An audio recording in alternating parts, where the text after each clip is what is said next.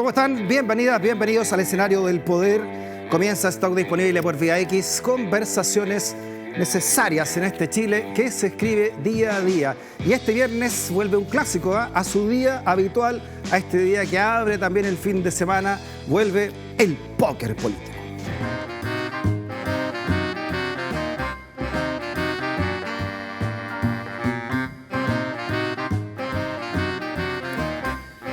Muy bien, saludamos a esta mesa que está lista ya para jugar a este juego del poder, a este juego de la política chilena. Diputado Raúl Soto, ¿cómo está? Bienvenido. Buenas noches, Freddy. Saludar a Javier, a la nona. Lo había echado de menos, así que... Sí, hemos vuelto a tener estas tertulias los días viernes. Diputada Jimena Sandón, también muy bienvenida. Muchas gracias de nuevo. También lo he echado de menos, así que fantástico. Gracias por la invitación, Freddy. Y desde el extremo sur, desde Magallanes, diputada Javiera Morales, ¿cómo está? Bienvenida también. Muy bien, muchas gracias por la invitación. Y también había echado de menos, pues nos veníamos hace rato a jugar al póker. Qué bueno, entonces va a tener harto de cariño también esta conversación tan necesaria, ¿no? Ciudadana, que comienza, por supuesto, con una noticia que nos impactó a todos esta mañana. Me imagino también a ustedes por haber sido parte también de esta Cámara de Diputadas y Diputados, junto al siguiente titular, ¿no? Que habla del fallecimiento de la diputada, también reconocida abogada de derechos humanos, Mercedes Bulnes, hoy a los 74 años. Queremos comenzar este programa de hoy rindiéndole este homenaje, ¿no? a una defensora, como dice este titular, ¿no? de los derechos humanos, junto también a su marido, el también abogado de derechos humanos, Roberto Celedón, a quien le mandamos también un abrazo cariñoso a nombre del equipo y a su familia, ¿no? Ahí los tenemos a ambos en esta foto. Javiera, ¿con qué recuerdo te quedas tú de la diputada Bulnes? A ver, qué difícil, porque supimos hoy día la noticia. Yo conocí a la Mercedes en estos 3 años como parlamentaria de la bancada del Frente Amplio y conocí a esta mujer con muchas convicciones, fuertes convicciones, que siempre daba su opinión sobre todos los temas con su experiencia, una mujer marcada también por su experiencia personal, vivió en el exilio junto a su familia, madre de 10 hijos, de lo cual se sentía muy orgullosa o justificadamente de alguna manera, ya que tenía muchos nietos, una familia muy hermosa. Siempre se refirió a su marido con mucho amor, con mucho respeto, admiración, tenía una relación muy bonita. Uno siempre se los imaginaba a ambos juntos, como que no existía Mercedes sin Roberto y Roberto sin Mercedes. La Mercedes, al principio yo me reía mucho que ella siempre decía que era abogada. Antes que diputada, ella era abogada, ¿no es cierto? Siempre decía, porque yo soy abogada, y muchos nos reíamos de eso, que ella siempre decía que era abogada, y la verdad que hoy día yo pienso un poco en esas risas que teníamos y que tenía, y claro, se ve que para ella la justicia lo era todo. Sí. Y creo que en estos años como parlamentaria ella logró entrar al mundo parlamentario, pero su ADN era de una abogada que defendía la justicia, las causas de derechos humanos, también apoyó a la familia de Antonia Ibarra en esa causa. Así que la voy a recordar con muchísimo cariño y la voy a echar muchísimo menos, porque una voz muy sensata, con mucha convicción y un ejemplo también de resiliencia. Sí. Veamos el momento cuando ella anunció precisamente que tenía esta enfermedad. Queridas amigas y amigos, soy Mercedes Bulnes, diputada por el Maule. Hoy quiero compartir con todos ustedes algo muy personal. Se me diagnosticó un cáncer. Esto quiere decir que voy a tener que enfrentar la quimioterapia, como he enfrentado tantas cosas difíciles en mi vida, junto a mi marido. Me comprometí hace 2 años cuando fui electa a trabajar por el Maule, por la justicia, por la igualdad, por los derechos de todos. Voy a seguir trabajando como lo he hecho siempre. Tengo fuerza y energía para hacerlo. ¿Qué te parece a ti, Jimena, desde la oposición? Es que siempre nos tratan como de ir entre un lado y otro oposición. Nosotros en los pasillos conversábamos muchas veces, yo con la Mercedes muchas veces, de hecho durante su enfermedad mantuve contacto todo el tiempo con ella. Una mujer que estoy segura que murió en paz, absolutamente en paz, una mujer profundamente cristiana. O sea, y no lo negaba nunca, jamás nunca. Una persona de sus convicciones muy, muy firme, no solo en la parte política, sino en la parte religiosa católica, era cristiana, pero que se lo decía a todo el mundo donde fuera. Y yo todos mis chats, mis últimos chats, ella siempre, oye, te voy a encomendar, sí, aquí estoy con mucha fuerza, mucha esperanza, y siempre también con un pequeño humor. Yo le contaba que le llevé un manjarcito de regalo, que los sandones somos los buenos para el manjar. Son buenos para el manjar, sí. Y le llevé un manjar, y ella me contó en el diálogo que tuvimos que ella también hacía un manjar, que a su yerno le encantaba el manjar. Entonces yo dije, bueno, entonces el mío no debe ser tan bueno, porque en el fondo, bueno. Pero el humor de ella fue hasta el final, porque le llegó el manjar, me dice, llegó el manjar, y me dice, está a la altura. Como diciendo, el mío es igual de bueno que este. Entonces, ella siempre mantuvo ese ánimo que tenía. Por eso yo tengo la tranquilidad que probablemente murió muy en paz con su familia, con sus 10 hijos, que además me ganaban uno. Así que ella era, acuérdate que yo tenía 9 y todo el mundo, pero 9. Ya cuando llegó la Mercedes con 10, yo pasé a segunda categoría. Y la verdad que efectivamente una mujer de muchas convicciones y hizo siempre muy bien su trabajo. Perfecto. Así que se le va a echar de menos. Imagino que la gente del Maule también, y probablemente tendrá un muy buen reemplazo también. Así un cariño grande para su familia, para su marido, que no lo dejaba para nada. Era la única que tenía la exclusividad de cuando íbamos a distintos lados, que nadie podía llevar al marido, ella llevaba al marido. Raúl. Bueno, sumarme primero a las condolencias, a los sentimientos con Roberto, con sus hijos, con la familia, con amigos, seres queridos. La verdad que Mercedes deja un testimonio de vida que es un ejemplo para todos nosotros, ¿ah? Desde la perspectiva política, desde la perspectiva de su lucha por la justicia, por los derechos humanos, y también en su rol en esta etapa final de su vida como parlamentaria, como política propiamente tal, y desde la dirigencia social también, que a ella también sabemos que le gustaba mucho el contacto con la necesidad más sentida de la gente, ¿no? Y me quedo también con su calidad humana, ¿eh? Una mujer que siempre tenía una sonrisa, algo cómico que comentar, una palabra generosa, de aliento, de comprensión, en los pasillos de un Congreso que cada vez más frío, que cada vez más distante, y donde lamentablemente la política está muy carente de humanidad, ¿no? Y solo recordar un episodio lamentable, que es cuando Mercedes anuncia, ¿verdad?, su enfermedad, y tiene que evidentemente dejar sus labores parlamentarias, ¿no? Y la oposición en reiteradas oportunidades le negó la posibilidad de tener un reemplazo para las comisiones que ella integraba. La Comisión de Ética. La Comisión de Ética, ¿no? Y a propósito de eso, yo creo que es necesario que nos hagamos la autocrítica y que reflexionemos en torno a cómo la política ha dejado de lado la parte humana y cómo eso también hace que nos alejemos cada vez más de la gente. Yo creo que el legado que nos deja Mercedes nos llama la atención respecto de eso también. Pues ¿Tú votaste en favor de que...? Voy a hablar, que soy perfecto para este tema porque estuve muy metida en ese tema. Yo les voy a recordar a mis dos amigos que están acá que antes de que ella estuviera enferma, se votó 2 veces, no se llegó al quórum para que fuera reemplazada. La pregunta es por qué el oficialismo la quería reemplazar. Y hablan de lo buena abogada y de lo coherente y maravillosa que era ella. Y lo sé de primera fuente. No la querían en la Comisión de Ética porque ella fallaba de acuerdo a lo que ella pensaba. Y muchas veces nos favoreció a nosotros y no favoreció a su sector. Lo sé de primera fuente. O sea, la Mercedes Bulnes era una persona tan coherente. ¿Pero quién no quiso ser reemplazada según esa nota de CNN? No, ¿Fue la derecha la que votó en contra? No, pero esperemos un poco. No, ella cuando se propone 2 veces se propone que la cambien. ¿Se acuerdan que era por la Claudia Mix? Y nosotros lo votamos en contra, ella no estaba enferma, ¿ya? Y yo averigüé por qué la querían cambiar.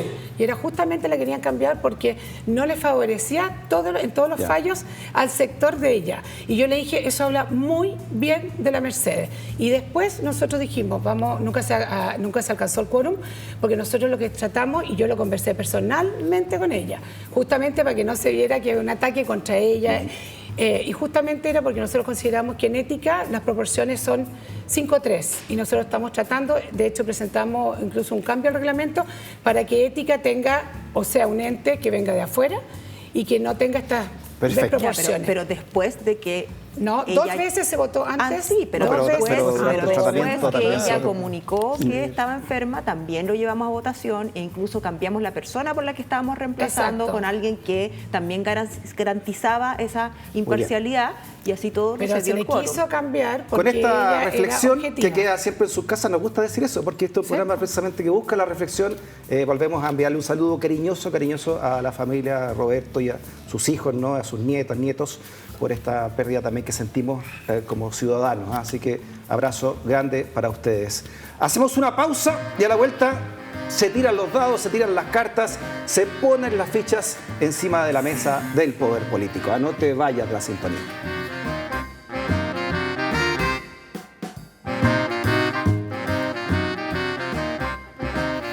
Muy bien, ya comenzamos entonces el póker político. Diputadas, diputados listos para abrir las cartas, listos para poner las fichas.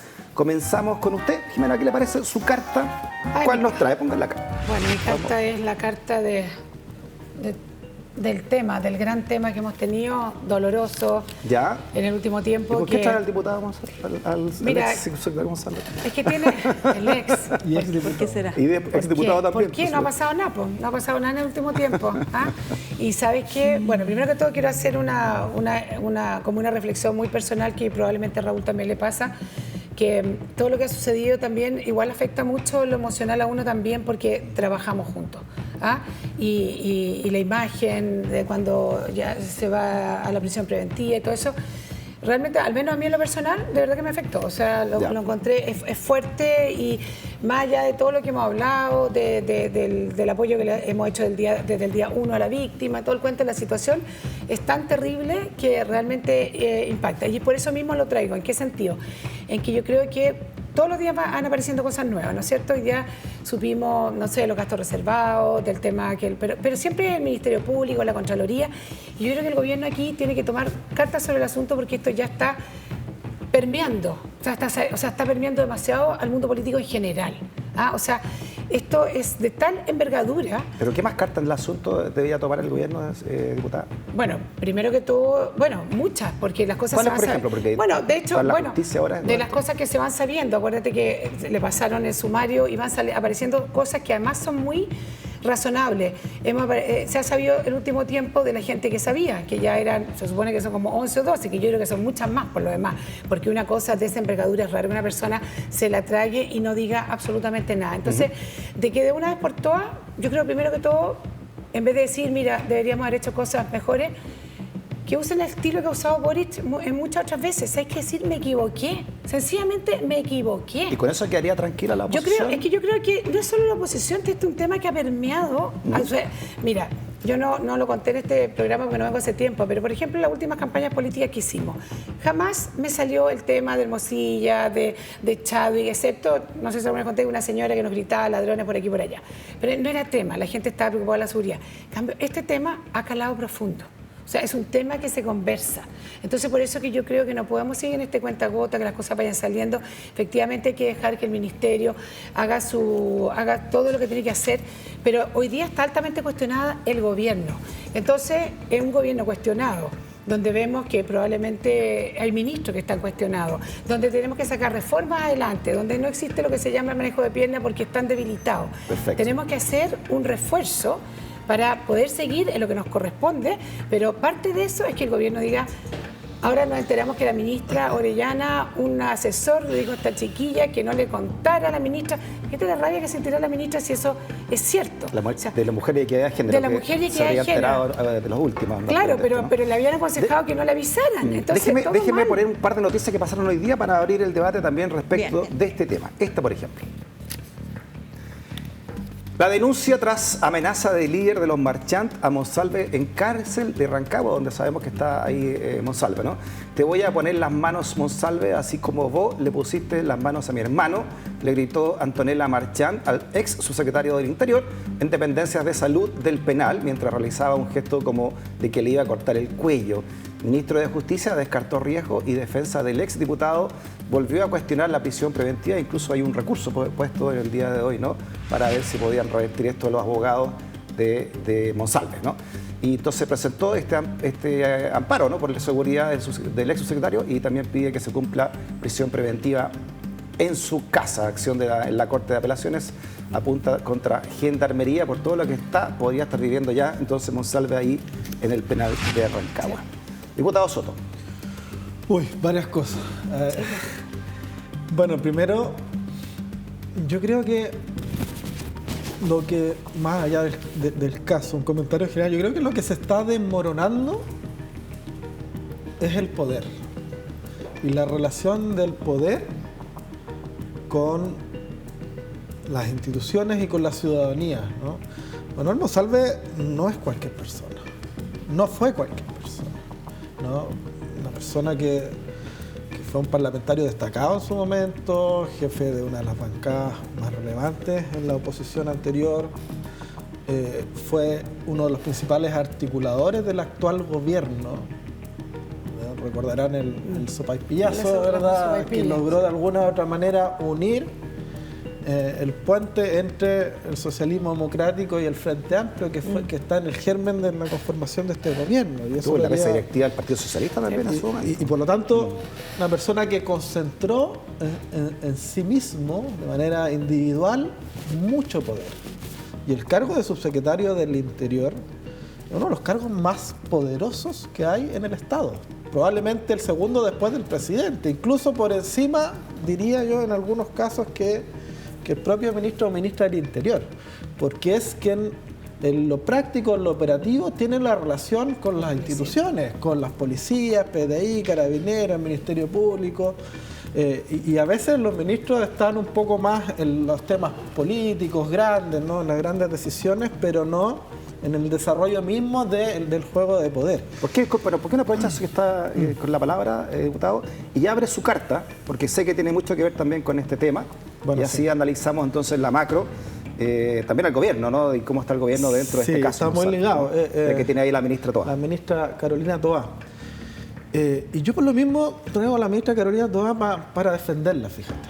Para defenderla. Y yo que he tenido innumerables diferencias públicas, incluso peleas con ella y con el gobierno en general, pero acá creo que se está haciendo injusto con Carolina Toá. Yo creo que no todo vale en política, ¿ya? Acá hay una persona que cometió eventualmente, de probarse, delitos gravísimos como la violación y el abuso sexual, que además de eso tiene un agravante que es el abuso de poder, el haber ejercido su cargo y su poder para protegerse, para amedrentar a la víctima, para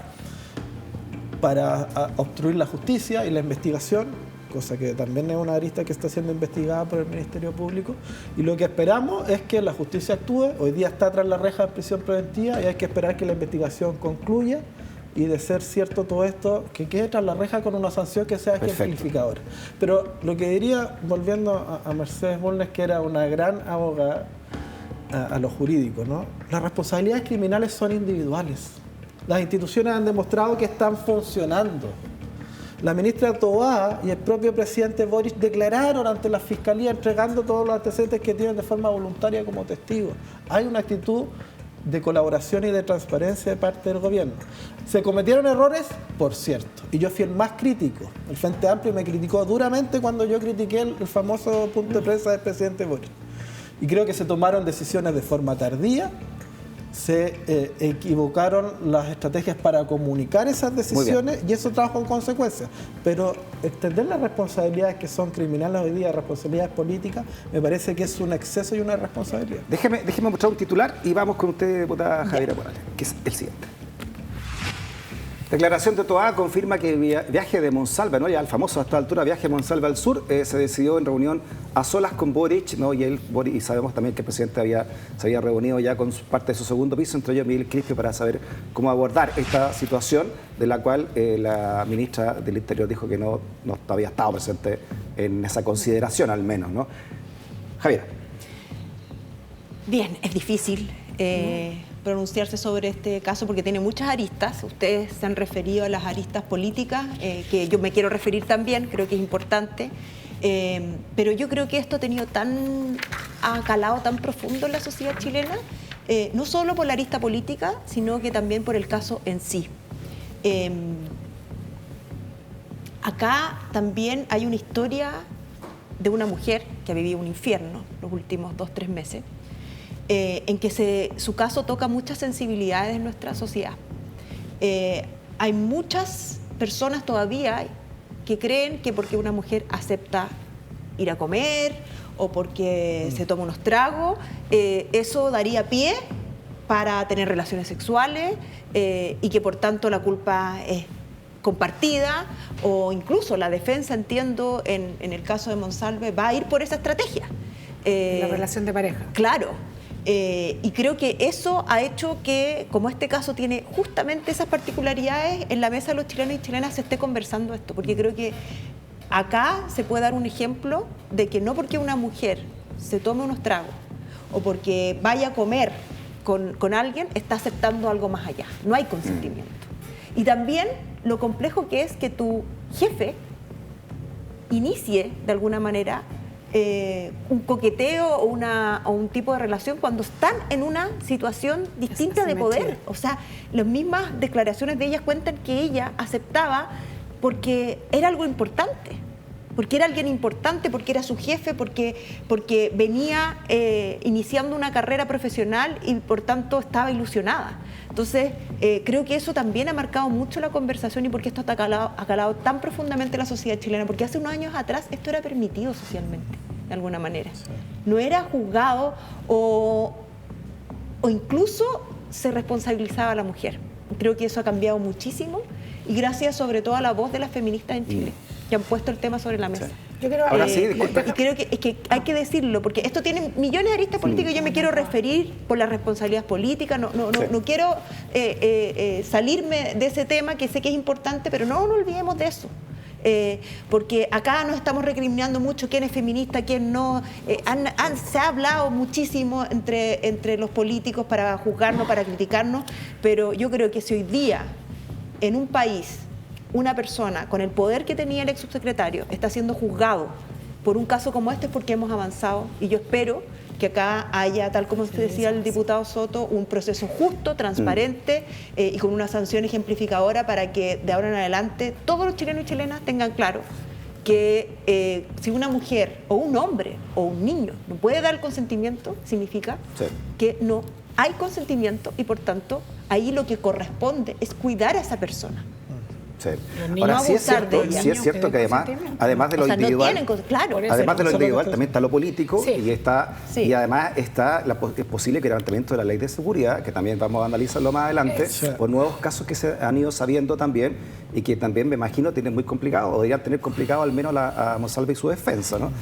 Porque yo creo... En lo político, mira, veamos esta gráfica que saca la segunda de todas las personas que sabían de esto el martes 15 de octubre, de partida, ¿no? La ministra Toá, ¿no? El primer presidente de la República, Javier de la Fuente, que es el coordinador de su secretario de Interior, Lupia Aguirre, jefa de la división jurídica de su secretaría, que ya salió de su cargo, al igual que Gabriel de la Fuente, Gustavo Herrera, jefe directo de la denunciante, que sabemos ahora que también viajó en ese avión al Bío Bío junto con Monsalve, Rodrigo Lillo, encargado de proporcionar apoyo logístico, administrativo a la autoridad, Catalina Rey, profesional de la División de Gestión y Modernización de las Policías, Ilse Sepúlveda, periodista del área de fortalecimiento de la seguridad pública, que también dejó el cargo, Miguel Crispi, jefe de asesores del segundo piso, y Carlos Durán, jefe de gabinete del presidente Gabriel Boric. Estos dos últimos, Crispi y Durán, habían sido los primeros con los cuales habría tomado contacto Gabriel Boric, una vez que supo esto, para ver qué hacer al respecto, ¿no?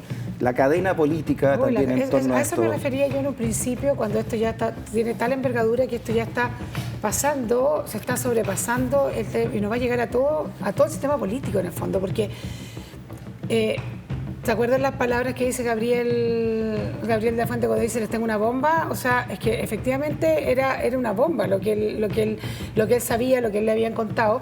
Y me gustaría como referirme un poco a la ministra Toá, ¿ya? Yo también tengo una defensa contra ella, o sea, una defensa en el sentido que, no sé si la gente se olvidó, pero la primera vez que ella habla en tercera persona. Dice, yo llamé al presidente, ellos se juntaron, ellos decidieron, lo dijo claro el primer día. Ahora parece como gran novedad, pero ella siempre dijo que no había sido parte de esa decisión. O sea, no que no la compartiera o no, sino que no estuvo en esa reunión. Lo dijo. Y además lo dijo estando muy molesta. O sea, se notaba que ella estaba molesta. Yo te aseguro que la historia se hubiera contado diferente si la ministra Toá, mujer, hubiera estado en esa reunión. ¿ya? Lo que la complica a ella después es cuando después se sabe que ella dice, yo conversé con Monsalve el jueves. Entonces después se supo que había instruido. Tuvo que hacer, acuerda que hizo la diferencia entre conversar e instruir el día 15. Entonces, pero yo siento que la que ha pagado la cuenta efectivamente es ella. Hoy día está políticamente muy debilitada y que tiene que sacar reformas que son súper importantes. Y aquí yo creo que el presidente tiene que salir a tomar un poco la responsabilidad de esto, una responsabilidad mayor. Si en el fondo la que está pagando la cuenta es ella. Y no tenemos que olvidarnos que el que sacó a Monsalve de su puesto no fue el presidente Boric, fue la segunda. La segunda, cuando puso su titular, ahí ellos lo sacaron del... Ahí lo sacan, no es el presidente. Entonces es injusto que ella pague, en este caso, de arista y cosas que se van sabiendo, esto se conoció en la mañana también, ¿no? Respecto de este caso Monsalve, y es la declaración que hace Cordero, que dice que solo halló algo más de $1 millón de pesos en los 50 millones que se asignan para gastos reservados en esta caja de gastos reservados que tiene la subsecretaría. Dice que si bien entregó un breve testimonio a los investigadores, aportó algunos datos que pudieran derivar en nuevas pesquisas para la Fiscalía. Ya querellantes en la causa analizan el eventual mal uso de estos recursos. Recordemos que esa cuenta de más de 100.000 pesos del restaurante se pagó en efectivo. Obvio.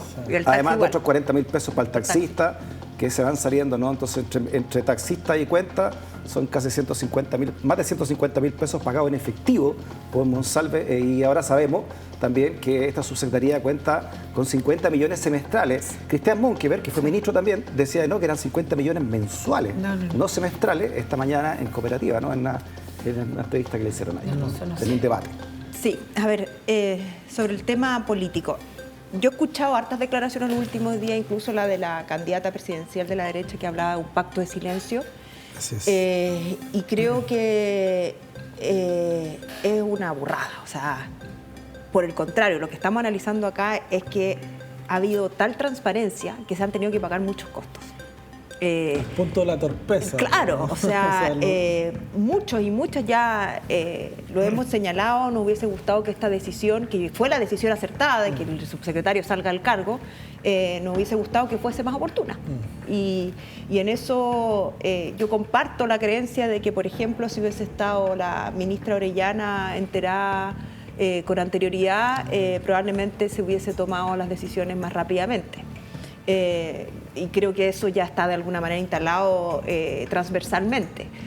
Pero que se critique o que se diga que hay un pacto de silencio entre esas 10 personas, me parece que es una burrada porque, a ver, una de las críticas más profundas fue que el presidente haga tal uso de la transparencia que se expusiera 53 minutos a una conferencia de prensa donde de alguna manera planteó y se refirió a todos los temas. Entonces acá lo menos que ha habido es un pacto de silencio, sino que por el contrario una transparencia que hoy día nos tiene efectivamente como gobierno día a día teniendo que dar explicaciones sobre cómo la desinteligencia que hubo al enfrentar esta crisis. Javiera, pero ¿cómo que no hay pacto de silencio cuando 10, 12, 15 personas lo saben antes? Está bien, pero... No, porque un pacto de silencio... Y además una va a visitarla y le dice que tenga cuidado y el otro dice no le diga carne. O sea, ellos hicieron una estrategia, un pacto entre ellos. O sea, si esto nos enteramos por la prensa. O sea, lo que tú estás diciendo, por eso yo encuentro que es una burrada, es decir, que esas 10 personas, el presidente, la ministra Toá, el subsecretario, todos estaban de acuerdo entre ellos en una estrategia por quedarse callados. Pero un poco, pero ellos sabían, y 2 días después, si la segunda nos saca su titular, podría haber salido, o sea, fue a hacer su trabajo, fue a defender el presupuesto de su partida. Entonces, digamos, pongámosle tiempo. Existe un pacto de silencio de 2 días, de 3 días, de 4 días, 5 días. Pero claramente nos enteramos por otros medios. Avancemos, porque si no nos vamos a quedar con todas las cartas en la mano. Se cometieron errores garrafales. Primero, se debió haber solicitado la renuncia de inmediato, dada la gravedad de la denuncia, independiente, todas las dudas que se puedan tener. Una persona acusada por violación tiene que salir de inmediato. ¡Pum! Ya, pero eso ya está claro, ¿no? Y lo asumió el gobierno, incluso que hay una por ahí. Peor que el criterio Toá. 2, esto no se encapsuló bien en la persona de Monsalve. El presidente, con su conferencia de prensa, llevó el problema a la moneda y lo transformó en un problema político. Oye, y tercero, yo creo que esto, de esta red que se muestra, de personas que estaban informadas, estaban informadas de una denuncia que ya estaba presentada. ¿Ok? O sea, estamos hablando de que a mí me parece lógico que si hay un incendio grande, un problema, un funcionario alto de gobierno acusado de delito, el presidente lo conversará con su jefe de gabinete, la ministra la conversará con su jefe de gabinete, no para un pacto de silencio, No, sino que para ver opiniones respecto de qué hacer. La revisión de cámaras. Eso es otra cosa. Entonces, eso es otra cosa. ¿Sabían Si eso? hay- también pero es un eso punto no lo raro. sabía ni el presidente. Déjame, Tenía la duda. yo la si escuché vamos a después. Si hay alguna persona de estas u otras que llevó adelante acciones para encubrir a este señor que hoy día está tras las rejas, esa persona responde individualmente por eso. Pero decir que aquí hay una operación de pacto de silencio, me parece que es aprovecharse políticamente Oye, lo de una que yo no situación entiendo, muy y lo hemos delicada. conversado también en la semana, a propósito de la lista esta de la ley de seguridad que me imagino se va a abrir luego, lo Sí. está viendo la Fiscalía, es que la PDI, a través de la jefa de inteligencia que ya sacaba removida al cargo, supo el 10 de octubre Sí, pa. que Monsalve le contó que estaba haciendo la seguridad del país puesta en tela de juicio. ¿No? Exacto. Fue el 10 de octubre. Y recién el 15 sabe Carolina Toá y lo que le está ocurriendo con Monsalve ya a esa altura de denuncia de abuso sexual. O sea, ¿cómo, Claro, cómo entre el 10 pasaron y el 5 pero, días a ver, Es que él sin contó que esa supiera historia. la jefa de Monsalve que el país estaba en riesgo? Esa fue la primera. ¿Y cuánto supieron esos días y la visita que se le hizo a la Pero víctima? es que justamente ese es el tema, porque lo que declaran todos es que el 10 de octubre, lo dice Gabriel de la Fuente, lo dice, él no cuenta que había una denuncia, no cuenta, sino cuenta que no se acuerda de nada y que le podrían haber extorsionado. Pero por eso, entonces, no la había. jefa de Pero la eso es muy PDI grave. no ¿Cómo no sabía. sabe Él la ministra trató del de Interior instalar que él era la... O sea, la- claro, si a mí, yo, Jimena Sandón, que no soy la ministra de Interior, mucho menos, me levanto una mañana y no sé, y no me acuerdo de lo que ha pasado, lo primero que tengo que hacer es ir al servicio médico legal a que me hagan el test de la burundanga o lo que sea. A ver, yo, o sea, todo- esa estrategia o y ese que reloj, yo no lo 10 creo. Y O 10 sea, personas le No, no, crean. si ya nadie lo cree, si se sabe que ahora que Nadie lo cree. eso por todo lo que ni el juez lo creyó, digamos. Pero a mí lo raro y lo van a ir que yo saliendo. explico acá es que cómo pasan tantos días en lo institucional, me refiero, ¿cuál es la explicación institucional para que la jefa Monsalve no sepa que es la encargada finalmente Que nadie de le la contó. seguridad del país, que su subalterno está siendo o podría estar siendo víctima de algún tipo de acción que pone en peligro la seguridad nacional, ¿no? Es que pasen tantos días sin que sepa eso. Por algo Eso fue es lo- removida la jefa Claro. de inteligencia. Pero es que ahí Ojo hay que ver, ahí ahí no hay que sabemos ver. por qué fue removida. Él también se corta el hilo por lo más débil, eso también se va Claro, a saber. y quizás, a lo mejor no sabemos, quizás legalmente tampoco sabía el director de la PDI a esta altura, ¿no?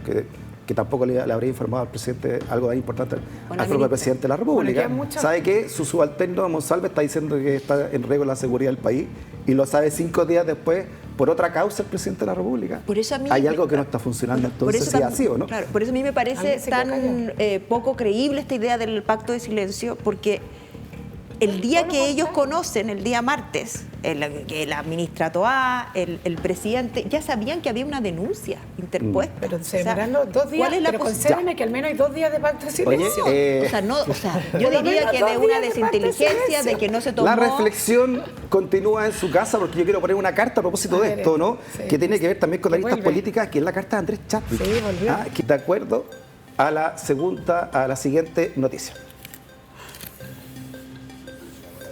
En calidad de imputado, incluso, ¿no? Exministro Andrés Chadwick declaró por 2 horas ante Fiscalía por el caso de Audin.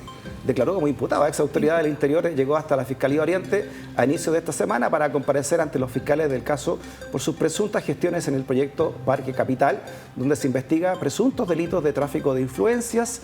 La audiencia se desarrolló con absoluta reserva. Claro, nadie sabía que había ya declarado como en calidad de imputado el señor Chadwick, ¿no? Me parece súper bien que vaya y además que increíble como la gente no, como que pasó al segundo plano este problema, que es un problema igual gravísimo políticamente hablando. O sea, si se llega a corroborar esta falta de independencia de poder en el tema de la influencia, los nombramientos, lo que sea, es súper grave. O sea, de verdad que yo siento que estamos con una falla multisistémica en los poderes del Estado. O sea, y parte es todo esto que está sucediendo con Chadwick, que yo quiero reconocer que fuimos de la bancada que el del día 1 le suplicamos que saliera a hablar, a decir su relación con Hermosilla, si efectivamente existía o era una muletilla Hermosilla, o efectivamente existe esta relación, pero claramente es importantísimo que en este caso la Fiscalía también haga su trabajo, porque esto también demuestra una cosa rara, gravísima dentro del poder, en este caso, bueno, la relación de dos poderes del Estado, que sería legislativo. Bueno, los tres. Ahora, ¿hay algún tipo, digamos, como es viernes, digamos, hay algún tipo de vaso medio lleno respecto a lo que tú decías, Javiera, de que hay dos personas importantes que están en complicaciones con la justicia? Bueno, ya ni hablar de Monsalve, pero también lo que está pasando con Chadwick, ¿no? Sí, lo que pasa es que, a ver, acá es una arista bastante, diría, limitada de todo lo que hemos sabido sobre el caso Hermosilla. Acá el exministro está declarando sobre la posible influencia que hubo para que este grupo Patio tuviera los permisos para hacer el Ministerio de Vivienda con el exministro Ward, pero nos queda muchísimo más por saber que no sé cuándo lo vamos a saber. Por ejemplo, ¿qué pasó con este café que se tomaron Hermosilla, Chadwick y Valencia, donde se supone que habían acordado que Valencia le iban informando de las causas sobre Piñera? ¿Qué pasó con el fiscal Guerra? Donde ahí están clarísimos los chats en que Guerra habla con Hermosilla y le cuenta sobre cómo él iba a proceder para sacar a Moreira del caso claro, SQM. hay muchas cosas todavía que no han ido avanzando, pero nos imaginamos que se está trabajando en eso, ¿no? Que la Fiscalía, sobre todo el tema de Valencia. El tema de Guerra entiendo que tiene una causa que la está llevando un fiscal del norte, si no me equivoco, el de Antofagasta o de Arica, Coquimbo, Carrera, ya. Mario Carrera. Ahí está avanzando esa causa, que me imagino que va a haber lo de SQM, pero todavía hay temas pendientes. Por ejemplo, entiendo que había mucha información que le entregaba Hermosilla, incluso el exdirector de la PDI a Hermosilla, sobre otras causas que del expresidente Piñera, y eso yo no sé dónde se está siendo investigado. El caso Penta también se está abriendo la causa. Viendo lo del tema Penta, lo del tema Blumar, si no me equivoco, Exalmar. Había harta información que yo no he logrado seguirle la pista. Entonces creo que acá nos ha ido trabajando, nosotros estamos ahí toda la semana con la franja de edad. Claro, uno ve en el tema de Monsalve efectivamente que yo creo que, claro, y ha avanzado muy rápido la causa. En algún minuto se comparó con la causa del futbolista de Valdivia, que fue mucho más rápido, pero vemos que acá se ha hecho una investigación, se dio un plazo de 4 meses, o sea, hasta acá 4 meses vamos a tener un juicio. Y ha sido bastante rápido y ha sido todo muy transparente de alguna manera. Si conocemos tanto es por eso, pero acá yo creo que ha bajado la atención mediática y se nos están yendo algunas aristas medias desapercibidas. Yo creo de nuevo, otra señal de cómo se va desmoronando el poder institucional, ¿no? O sea, sin duda alguna, Andrés Chadwick y el propio Luis Hermosilla fueron personas muy poderosas en Chile, particularmente en el gobierno anterior, ¿no? Y si le sumamos Monsalve, para ser justo también transversalmente, lo fue en este gobierno. Entonces, acá, de alguna otra manera, como que se levantó la alfombra y en buena hora empezamos a ver toda la mierda que había abajo. Y perdóname la expresión, Freddy, pero empezó a salir la mugre, ¿no? Y qué bueno que se airea un poco esto, porque más allá de que estas investigaciones tienen que llegar al fondo, que se tienen que asumir las responsabilidades que correspondan allí donde existan delitos, por cierto, en el caso del exministro Chadwick, fue a declarar en calidad de imputado, no es formalizado, pero está siendo parte de una investigación. Y yo espero que se llegue al fondo, pero acá lo importante es también preguntarnos qué vamos a hacer o qué estamos haciendo para cambiar esto, pues. ¿Vamos a cambiar el sistema de nombramiento de jueces? ¿Vamos a ver qué está pasando con los fiscales? Bueno, ¿O vamos a dejar que la política, vamos a dejar que el poder político sea de derecha o sea de izquierda, siga metiendo sus tentáculos en las instituciones para beneficiarse? Yo creo que eso no puede seguir ocurriendo, y lamentablemente hoy día está en entredicho. Yo personalmente, y siendo diputado de la República, es doloroso decirlo, estoy empezando a desconfiar de forma bastante grave e irreparable en las instituciones, incluso en la justicia, incluso en el Ministerio Público, respecto de la imparcialidad o autonomía real que pueden tener para enfrentar determinadas situaciones. Pero es cosa de ver la sabiduría del pueblo chileno, es cosa de ver que a mí siempre me extrañaba que el Poder Judicial, por ejemplo, no tenía tan buena evaluación. Y uno decía, ¿pero por qué? Si en teoría cuando las cosas llegaron a la Corte Suprema, decía, bueno, pero es la Corte Suprema. Y es por eso que nosotros quedamos todos tan impactados en el fondo cuando se empezaron a conocer que eran más humanos pero de lo que dice el diputado Soto, discúlpame, lo que dice el diputado Soto es que, claro, todos nosotros esperamos que ahora haya una oportunidad de cambio, y haya una oportunidad para que esta Fiscalía haga las cosas que no hicieron con Penta SQM, pero tú pones una duda importante en esto. Si hay un fiscal, si hay un juez de la República que llegó a ser fiscal o juez con la ayuda política de un señor poderoso, sea este de izquierda o de derecha, no me vengan a decir a mí después que esa persona está absolutamente libre de influencia a la hora de tomar decisiones, a la hora de hacer imputaciones o persecuciones. Es decir, estamos en una situación de absoluta fragilidad y yo creo que de verdad tenemos que tomarle el peso a eso para hacer los cambios que se requieren. Pero si está, sí, yo agregaría una cosa. En el caso Hermosilla, porque el caso Monsalve de alguna manera está más individualizado en una persona que comete un delito, ¿no es cierto? Y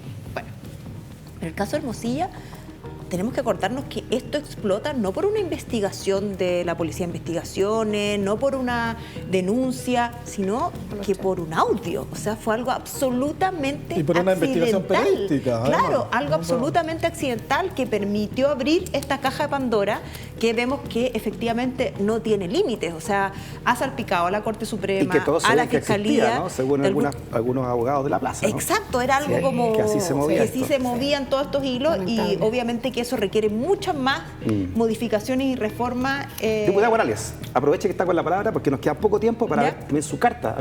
Me voy a salir absolutamente de este tema, pero yo quería traer acá la discusión del presupuesto 2025 y un tema en particular para tratar de hacer un poquito más de reflexión, porque me voy a tener en un punto. A ver. Debió haber sido Marcelo, ¿no? ¿Ah? Debió haber sido Marcelo. Sí, quizás. Bueno. La política siempre se encarga de lo urgente, de alguna manera, de la contingencia, ¿no es cierto? Pero a veces tenemos problemas que son muy a largo plazo, que no tenemos la posibilidad de conversarlo, de tratarlo, de hacer política pública. Y en eso hay algo que aparece en las noticias cada cierto tiempo, que es la baja natalidad que estamos teniendo como chilenos y chilenas. O sea, cada año nacen menos niños y niñas. Y eso tiene efectos demográficos terribles para el futuro de un país, en términos de seguridad social, en términos de crecimiento. Bueno, Europa lo vive hoy día, ¿no es cierto? Y ante eso es muy importante hacer política pública que permita que los cuidados de los niños y niñas se repartan entre padre, madre, entre la sociedad y la familia.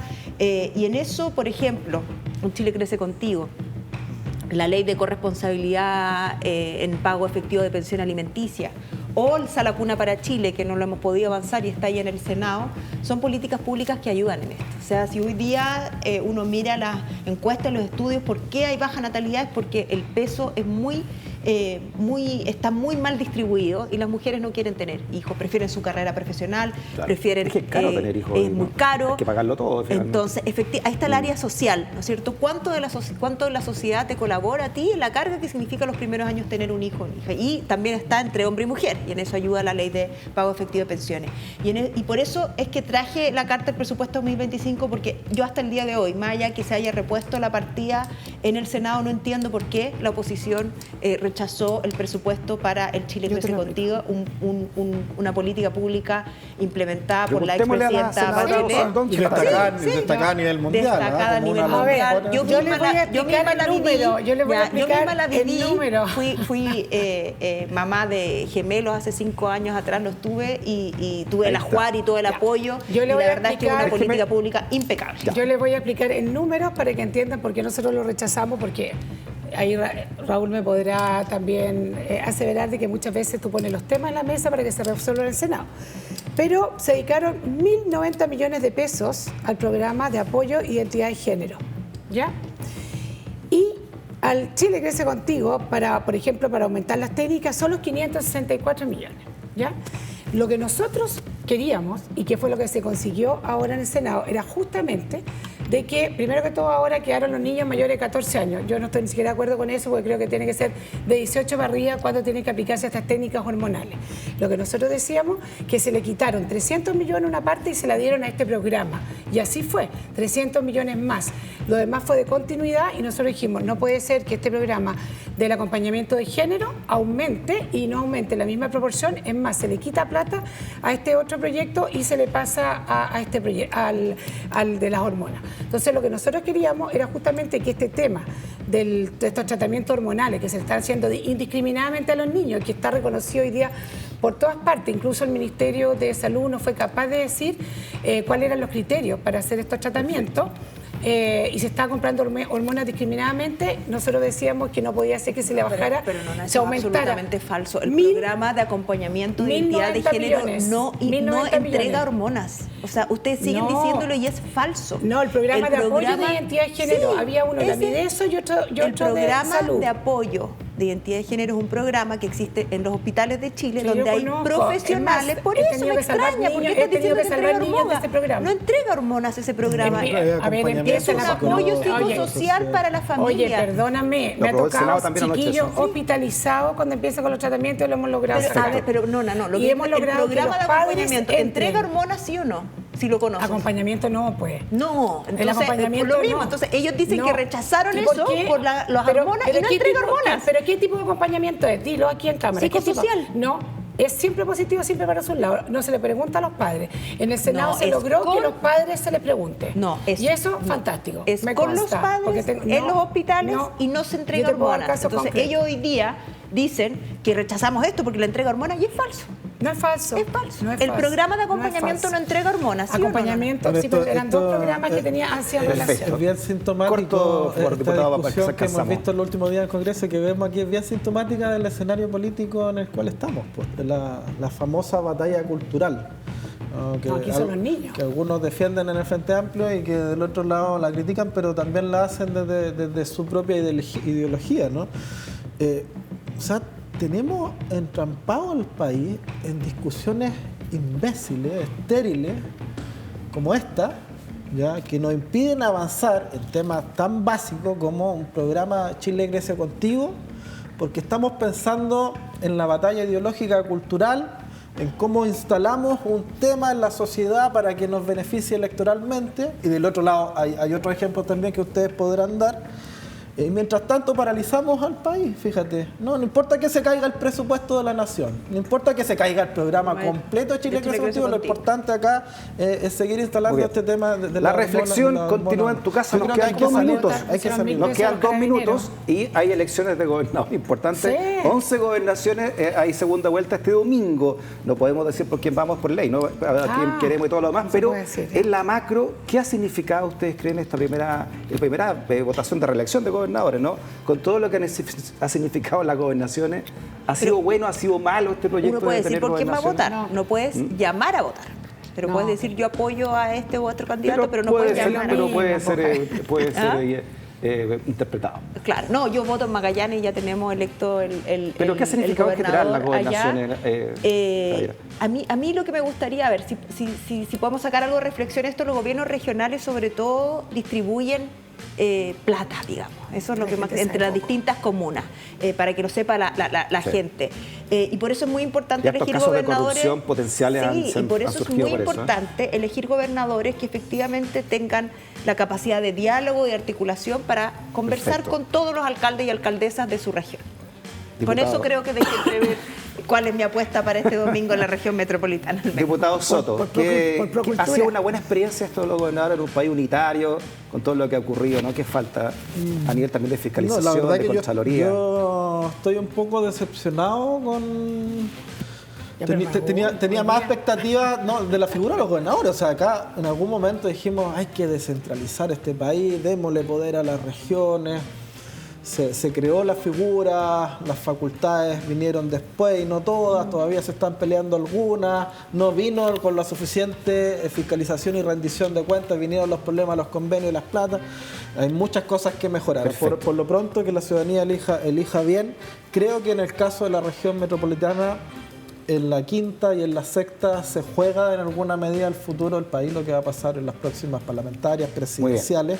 Y desde mi perspectiva, creo que se ha sido muy injusto. Muy bien, dejémosle un minuto a la diputada Sandón, ¿no? Se ha sido muy injusto con Claudio Rego, que yo creo que de alguna otra manera ha sido bastante transversal durante toda su historia. Gracias, política. Andrés. Bueno, y yo no puedo decir, no voy a decir nombre, pero como dijo Javiera, es importante los gobernadores reparten mucha plata para distintos proyectos y al menos en mi distrito Puente Alto recibió un 50% menos que antes y en la Florida un 62% menos. Se acabó el tiempo. Estamos llenos de problemas. Se acabó Así que ustedes juzguen por quién votan. Diputado Sandón, muchas gracias por haber venido. Diputado Soto también, salud grande de la región de O'Higgins. Ya vamos a tener una región en carrera también, ¿eh? Sí. Diputada Morales también, muchas gracias por haber venido. Que estén muy bien. Gracias por la sintonía y por ser parte también de esta comunidad del pensamiento. Que tengas un buen fin de semana. Que esté muy bien. Hasta el lunes. Chao, chao.